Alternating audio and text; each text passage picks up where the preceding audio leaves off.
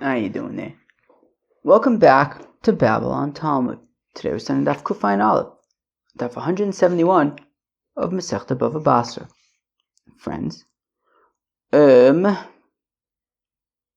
wow, yeah. Today's daf is going to be might be a big one. Yeah, because we're going to start on Daf Kuf Ayin Amud Beis at the Mishnah on the second line of the Amud. So we have Kuf Ayin Amud Beis, Kuf Ayin Aleph. And then we're going to stop a few lines into Kuf Ayin Beis. This might talk will be a long one. So we'll see, but it's interesting stuff. Probably have to use our brains a little bit, but should be relatively interesting. Okay, we're going to start off Kuf Ayin Amud Beis, 2 lines into the Amud at the Mishnah. Mishapara Miktsas Chovo. Okay, so we discussed this a bit the other day. So if you have somebody who paid back part of his debt, so if Shimon lent Ruvain $1,000, okay, and Ruvain pays back $250, okay, so there's an outstanding balance of $750. Now, what do? Because, Shimon right now has a document that says that he's owed $1,000, but that isn't really true anymore because he's only owed $750. So what do?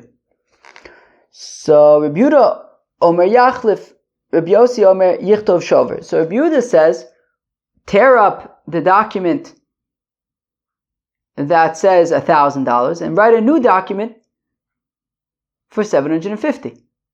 And that way, Shimon can only collect $750. He no longer has a document for $1,000. And that reflects the current the outstanding balance. That's the opinion of Rabbi Yehuda. Rabbi Yossi says, no, you don't have to tear up anything. Shimon can keep his document that says $1,000, but upon receiving, Shimon keeps his document that says $1,000, but upon receiving $250 from Ruvain, he writes a receipt to Ruvain. So now, Shimon has a document that says $1,000. If he tries to collect $1,000 with that document, Ruvain's going to say, wait, I have a receipt for $250 that's already been paid. The outstanding balance is only $750. So according to Rabbi Yehuda, you tear up the existing shtar and you replace it with one for $750. According to Rabbi Yossi, you don't replace anything, you simply write a receipt for $250 and Reuven holds on to that receipt. Rabbi Yehuda, so Rabbi Yehuda responds to Rabbi Yossi, who says that a receipt should be given to Reuven. So Rabbi Yehuda says, Rabbi Yehuda, Nimtza zetzarech lios shover min achbarim.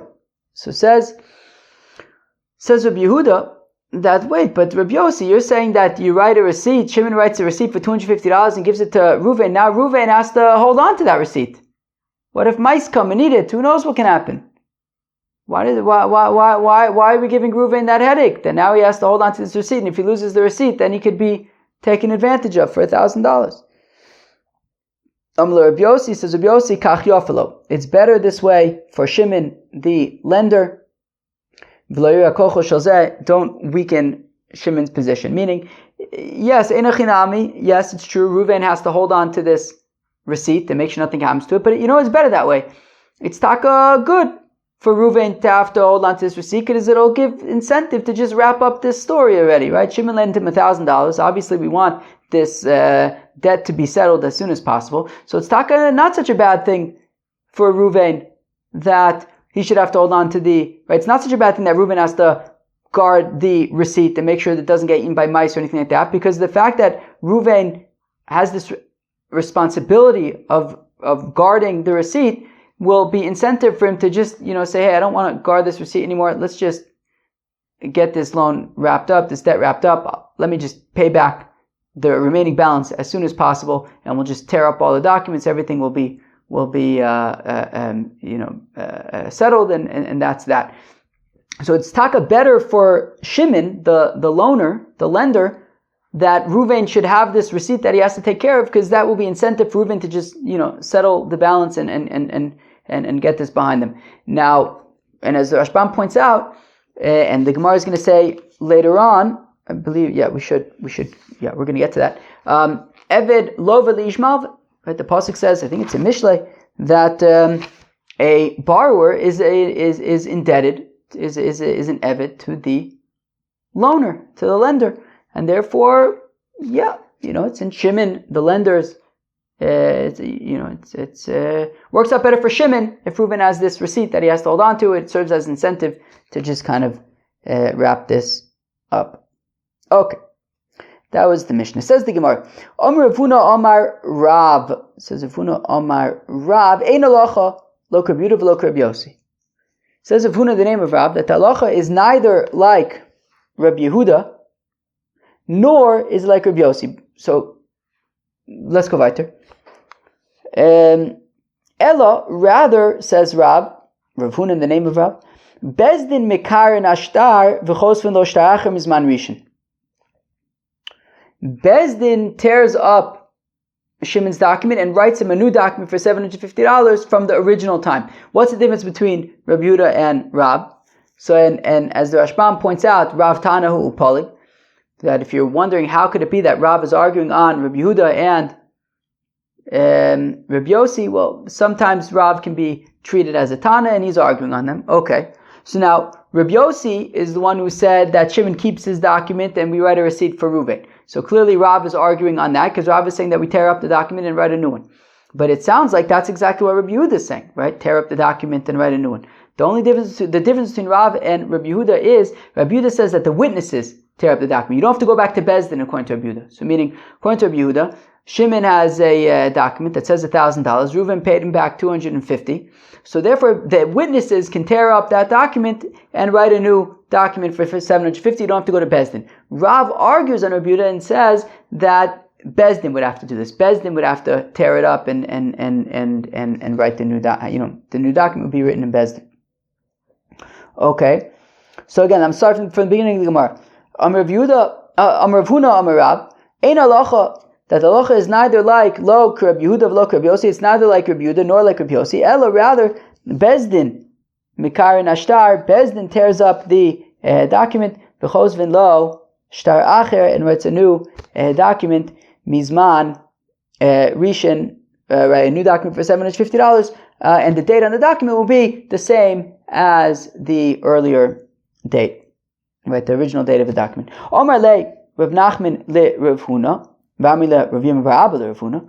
Rav Nachman says to Rav Huna, some say Rav Yirmiyah bar Abba said to Rav Huna. Ishmir le Rav ha brisa. If Rav would have been aware of the following excerpt from a brisa, later on we're going to see the brisa in full. But if Rav would have been aware of the following excerpt from a brisa, that it's the witnesses who tear up the document and write a new one, Mizman Rishon from the original time, Rav would have retracted his statement and agreed with Reb Yehuda that it's the witnesses who tear up the document and write the new one. Because we have a brisa that says that, right? Mizman Rishon. So if Rav would have been aware of that brisa, that explicitly mentions the witnesses doing it, so he would have reverted, taken back what he said and agreed that it's the witnesses who do it, and not the Bezdin.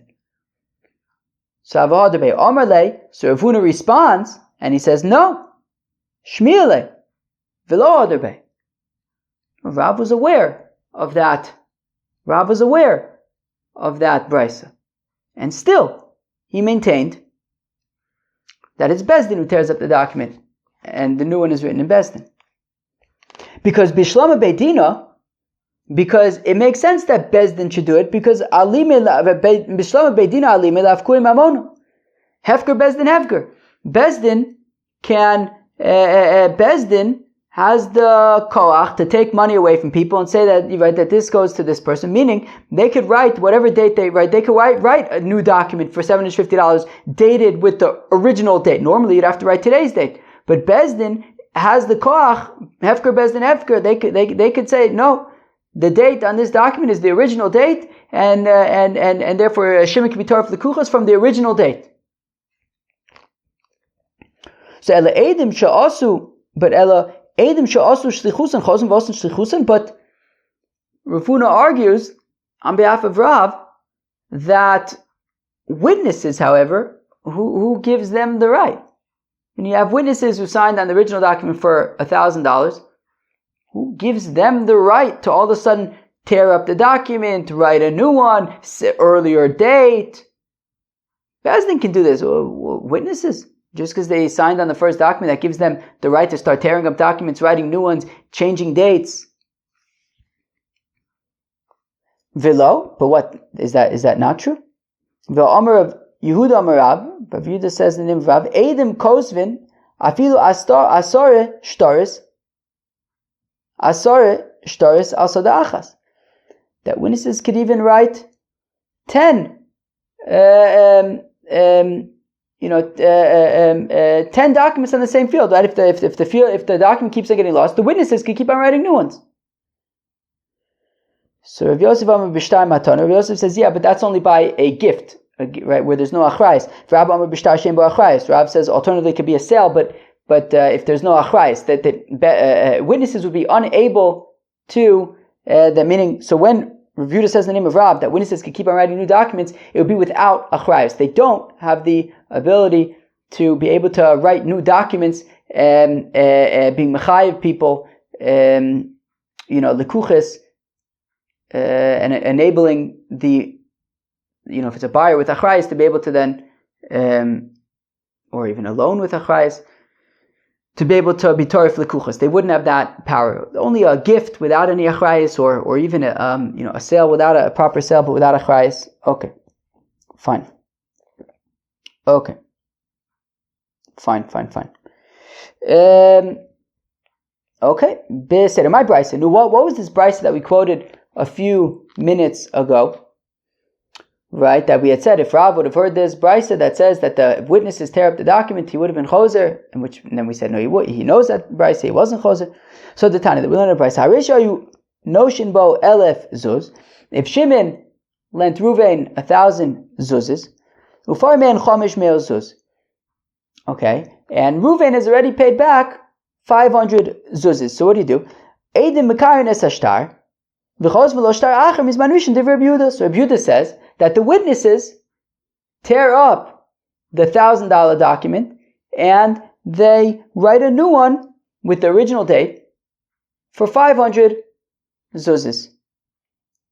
Rabbi Yossi Omer, because Rabbi Yossi of course disagrees, like in our Mishnah, and he says no, you can leave the document where it is, okay? But just write a receipt to Ruvain for 500 zuzas. Shnei Devarim Amru Kozvin Shover, and says Rabbi Yossi, and there are two reasons why we write a receipt, says Rabbi Yossi. Reason number one, so that Ruvain will have incentive to just wrap up this debt, because now he's responsible to hold on to this receipt and not misplace it. So there's incentive to just pay back the outstanding balance and let's just tear up all documents and everything be settled. Ve'achas, and reason number two, so that Shimon can be torif lekuches from the original date. Because, right, so it says Rabbi Yossi, if we hold on to the original document for $1,000 has the original date. Rabbi Yehuda Nami, Mizman Rishon Kama, Rabbi Yehuda also said that the new document would have the original date, so who cares about the original date? Rabbi Yehuda agrees with that. Rabbi Yehuda, this is what Rabbi Yehuda is saying to Rabbi Yehuda, Imizman Rishon Kama, Pligno, Oloch, Bichada. Okay, look. Yeah, if you're going to say, Rabbi Yehuda, that the witnesses tear up the document and write a new one from the original date, so fine. Okay, so I agree with you on that the original date is preserved. But still, there's that sort of incentive for the for Reuven, the borrower, to kind of wrap it up, and that incentive is only there with a receipt. Imizman, right? But meaning, if there is no receipt, if it's like you say, Rabbi Yehuda, that you tear up the original, and it's Shimon who has to, Reuven doesn't have to, guard anything. Only Shimon has to guard the new document for 500. Well, then there's no, you lose that incentive for Reuven to just wrap this up.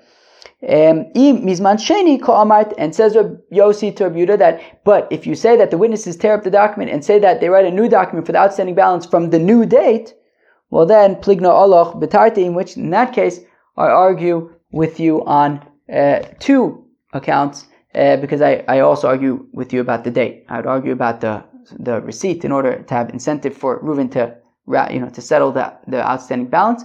And also, if you, Rabbi Yehuda, say that the new document is from the new date, well, I disagree because it's important that the original document should be preserved because it has the original date. Okay. Givaldi. Says the Gemara, Tanur the rabbis taught. Shtar shezmano kosu b'Shabbos or ba'asar b'Tishrei. Shtar me'uchru v'kosher div Rabbi Yehuda Rabbi Yossi posa.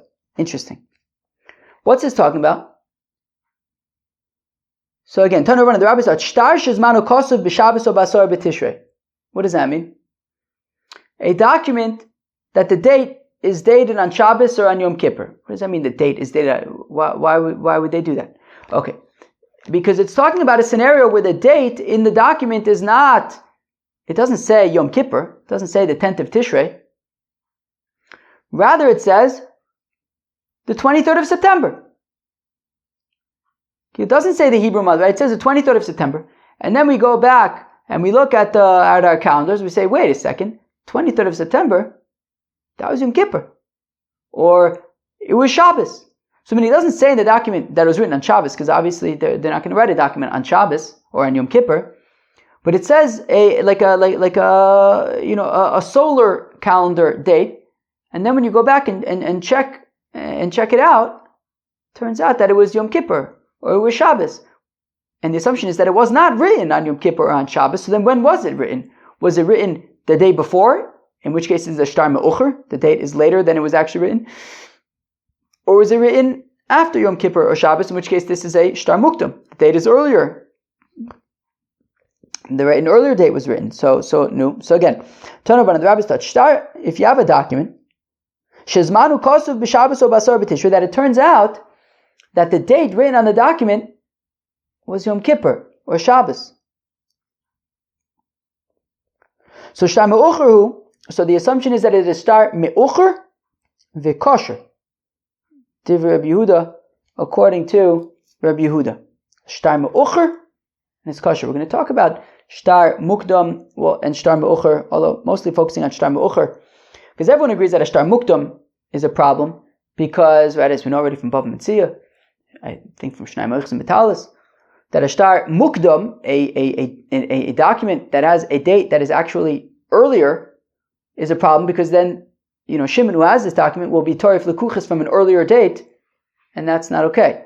So everyone agrees that a shtar mukdam, I hope I didn't say shtar me'ucher, everyone agrees that a shtar mukdam, a document with an earlier date, is a problem. Shtar me'ucher we're going to discuss. In Shnai Meichs and Metalis, the assumption was that shtar me'ucher is okay, because, if we're only concerned about being torif lekuchas, well, shtar me'ucher, it's not that big of a deal, so you'll be torif lekuchas from a later date than you were allowed to, but which isn't that big of a deal. But there are other concerns, as I think has already come up, and as we're going to be discussing now. Anyways, Div Rabbi Yehuda. So Rabbi Yehuda says that if this document turns out to have apparently been written on Shabbos or on Yom Kippur, well then we assume that it was not written on Shabbos or Yom Kippur, and it was written the day before, and this is a shtar me'ucher, and it's kosher according to Rabbi Yehuda. Rabbi Yossi posel. Rabbi Yossi says it is pasul. Amilo, Rabbi Yehuda. So Rabbi Yehuda says to Rabbi Yossi, but didn't a document like this once come before you in Tzipori, and you said it was kosher? So Amilo, so Rabbi Yossi responds to Rabbi Yehuda, when I said that the document was kosher, I only said it was kosher in a scenario where it turned out to be written on Shabbos or Yom Kippur. But I don't understand. That's exactly what Rabbi Yehuda is talking about. Rabbi Yehuda is saying that a document that turns out to have been written apparently on Shabbos or Yom Kippur is a shtar me'ucher and it's kosher. And apparently Rabbi Yossi seems to be saying the same thing. So, Amr Rabbi says, Rabbi Das, look, Akol modim shem uzkaknu la onaso shel shtar v'nimtzeis onaso michuvenes b'Shabbos o b'asar b'Tishrei sheshtar me'ucher v'kosher.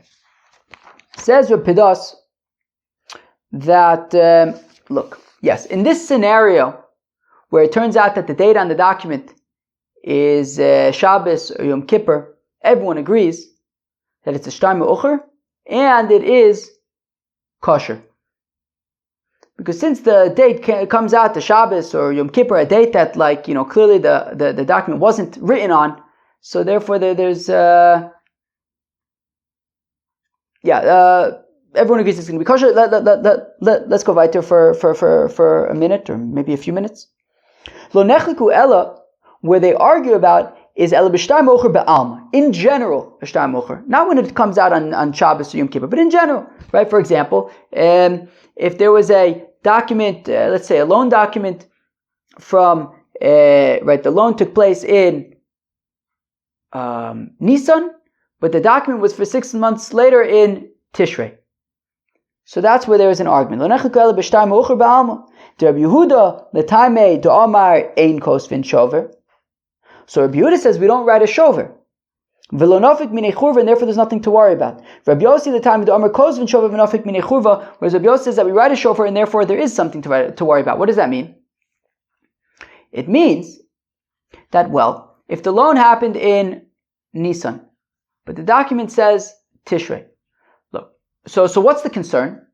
The concern is if you say that we write a receipt. What's the concern about the receipt? The concern about the receipt is the loan happened in Nisan. The document says Tishrei, 6 months later.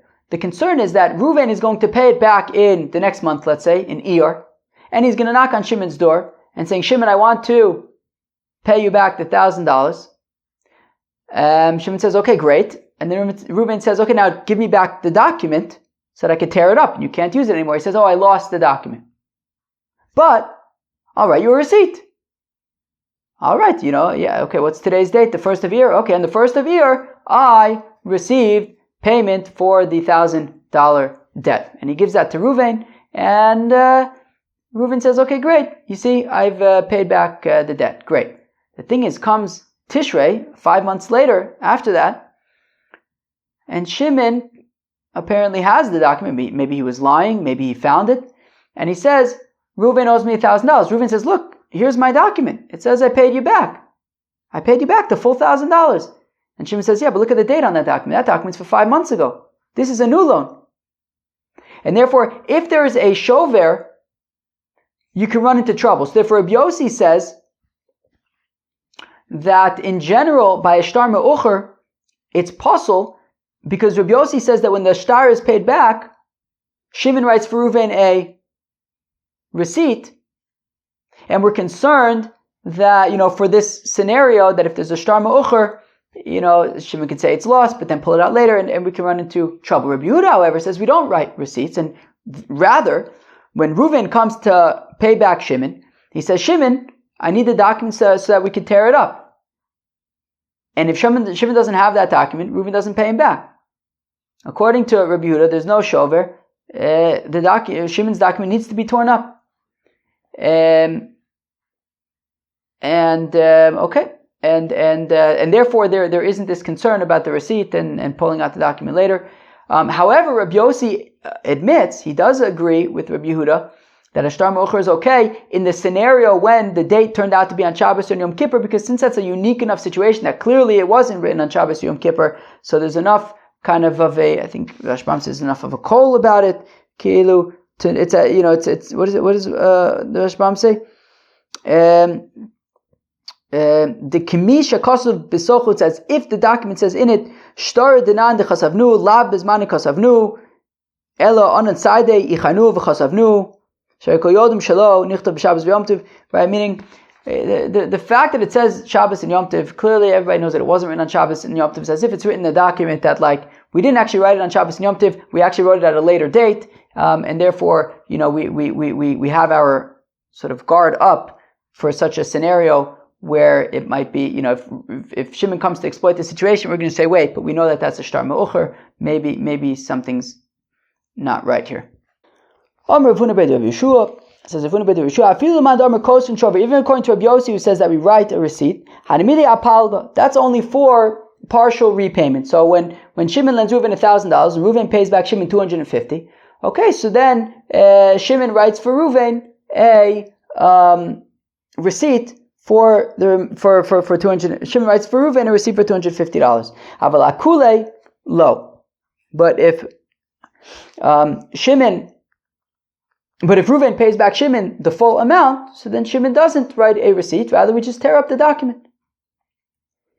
V'lohi, but that's not the case. Afilu akule kasvinon. I'd rather we would write a receipt even for the full amount. For example, Rav Yitzchak bar Yosef avamasik bei Zuzeh Reb Abba, he had lent $1,000, let's say, to Reb Abba. Also, the comment of Reb Chanina bar Papi, and they came for Reb Chanina bar Papi. Omar lei havli Zuzeh, and Rav Yitzchak bar Yosef says to Reb Abba, all right, pay me back $1,000. Omar lei havli shtaroi. So Reb Abba says, fine, I'll pay you $1,000, but give me back the document so I can tear it up. Ushkol Zuzeh, and I'll pay you. Omar lei. And Rabbi Yitzchak bar Yosef says to Reb Abba, I lost the document. But I'll write you a receipt for the full amount. Reb Abba says, yeah, but Rav and Shmuel say we don't write receipts. So therefore, I'm not accepting a receipt. Show me the document, and I'll tear it up and pay you the money. Omar, to which Reb Chanina bar Papi responds, Man yoyev lon me afri de Rav Shmuel reminan be'ainin. It's a very interesting phrase. Have we seen this before? Avodah zarah chulin? Apparently not yet, but it's a very interesting phrase. Apparently it's a positive phrase, and it says, Man yoyev lon me afri de Rav Shmuel, who will give us from the dirt of Rav and Shmuel, reminan be'ainin, will put it in our eyes? I don't know, it's a very strange phrase to me. But basically it means, with the utmost respect to Rav and Shmuel, however, Rav Yochanan and Rish Lakish say, Kosvin, Shover, we do write receipts. And I think in general we say that Machlokes between Rav and Shmuel and Rav Yochanan, we would paskin like Rav Yochanan. V'chein ki asa Ravin Rav Illa, and similarly, when Ravin came from Eretz Yisrael, he said the name of Rav Illa, Kosvin, Shover, we write receipts, umistaver the kosvin shover, and it makes sense that we write receipts, the sagadaitech ein kosvin shover, because if we say that we don't write receipts, kind of like Rabbi Abba was trying to argue, that hey, I'm not writing a receipt, you need to come up with the document, otherwise I'm not paying you. So avid shtar shalzeh yochel hala v'chadi, because otherwise it's weird, right? Meaning, Rav Yitzchak bar Yosef was a nice guy. Reb Abba needed $1,000. Rav Yitzchak bar Yosef gave it to him, but he lost the document. So what? Now Reb Abba is in a position where he can just say, "Well, I'm not paying you back until you come up with the document." Right? It's like no good deed goes unpunished. Unpunished, right? Rav Yitzchak bar Yosef lent him $1,000, obviously with no interest, right? It's right. Here's $1,000. Will pay me back, and now Reb Abba is refusing to pay him back because Rav Yitzchak bar Yosef lost the document. So now, right? So now what? So Avad Shtar Shazeh, Rav Yitzchak bar Yosef loses the document. Yochel hala v'chadi. What? Reb Abba could just be eating and be happy at Rav Yitzchak bar Yosef's expense, and Reb Abba doesn't have to pay him back. Maskef la Abai, but Abai asks ve'elamai kosvin shover. So what? Then you're saying that you write the shover? Avad shover Shazeh. Yochel hala v'chadi. What if? And then if what? Reb Abba loses his receipt? Then Rav Yitzchak bar Yosef could potentially, ask for the $1,000 a second time. Rava says, yeah, sure. I mean, Eved Lova Lish Malva, that a borrower is be'etzem an Eved to a lender. Be'etzem Kilu. If we have to choose between one person who's at a disadvantage, it would be the borrower. It would be the borrower who would be at the disadvantage, because after all, the borrower is, the pasuk says, Eved lo ve'leish malva, that a borrower is an Eved to a lender. Tananos, we learned in a Mishnah in Shavuos, in Shvius, okay. Tananos, we learned in a Mishnah in Shvius, Shtari chov hamukdamim psulim. Okay, so if you have a document that the date is too early, it is pasul. V'hamucharin ksherin. but a shtar me'ucher is kosher. Amar Rav Hamnuna, says Rav Hamnuna, lo shanu ela shtar alva. This is only by a loan document, that if the date is too early, it's possible, but too late is okay. When it comes to documents about buying and about selling, even if it is when it comes to a document about a sale, so then even if it is me'uchar, if it's late, it is possible. My time. Why is shtar me'uchar possible when it comes to a document of a purchase by what's it called, shtar mekach umimker? Because zimnin the mizabin lei ara benison uchsiv lei betisha. Because we're concerned that maybe, what if Reuven purchased property from Shimon in in Nisan, right? Yeah, in Nisan. Okay, so Shimon sold the property to Reuven in Nisan. Now, Shimon was only selling the property to Reuven because he needed money. He didn't really want to sell the property; he needed money. And the deal was that if Shimon, manages to make back enough money, he'll be able to buy it back from Reuven. And sure enough, so again, Shimon sold the property to Reuven in Nisan. The date, however, on the document was Tishrei, the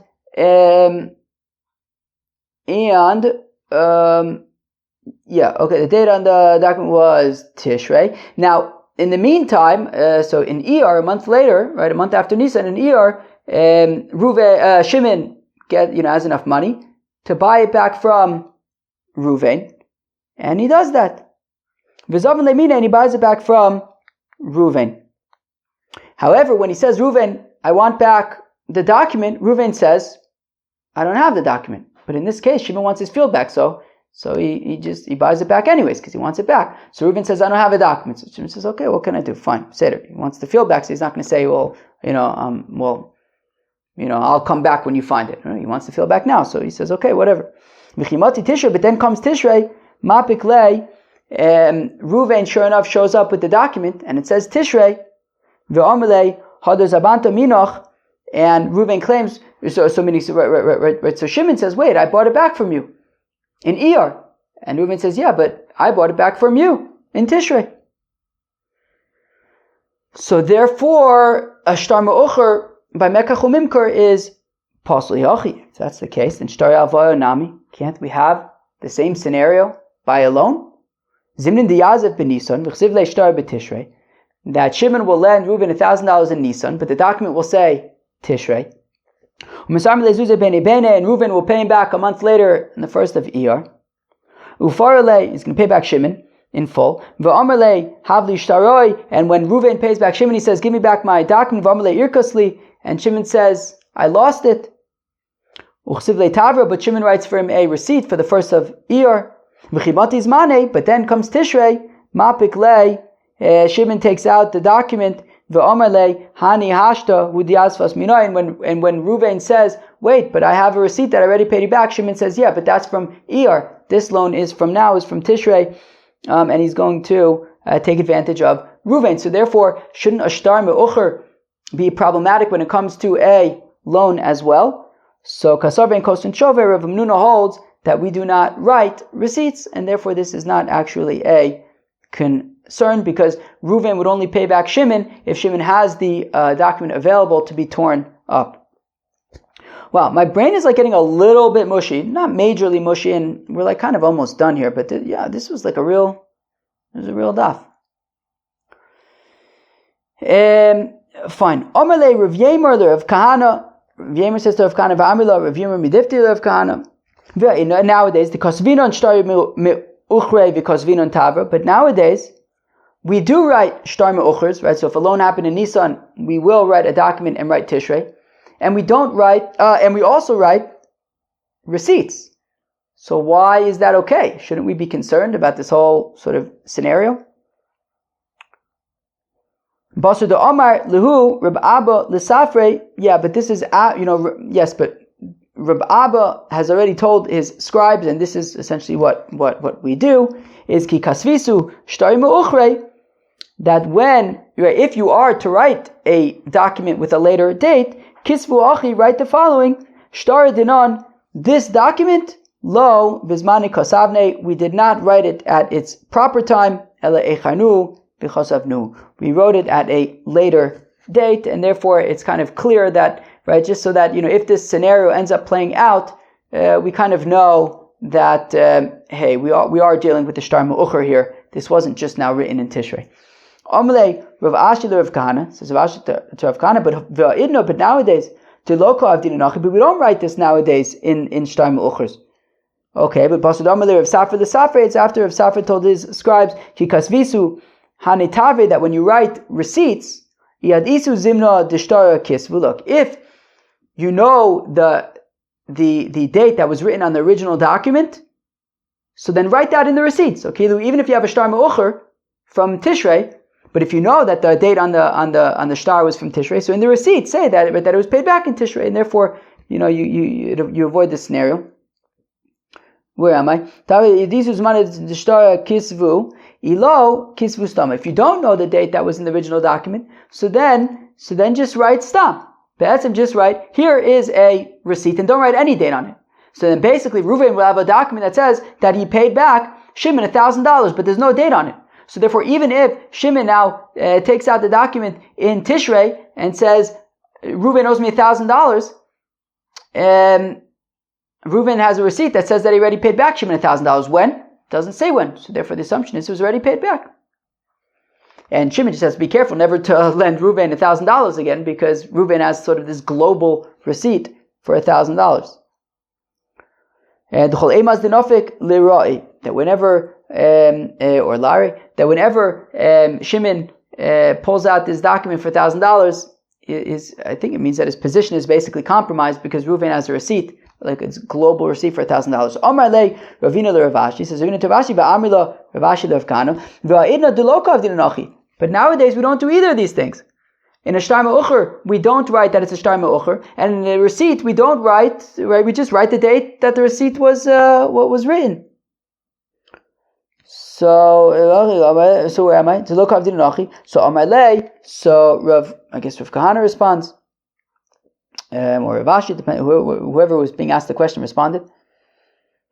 Rabbanu takine. Look, the rabbis made takanas for what to do in these scenarios in order for Reuven not to get taken advantage of. Manda Ovid. So if you follow the recommendations of the rabbis, then you don't have to worry about being taken advantage of. Mandelo Ovid. Yehuda Avsid Anavshik. If you don't follow the advice of the rabbis, and then Shimon comes and he double dips from Reuven and takes advantage of Reuven, well, you should have followed the advice.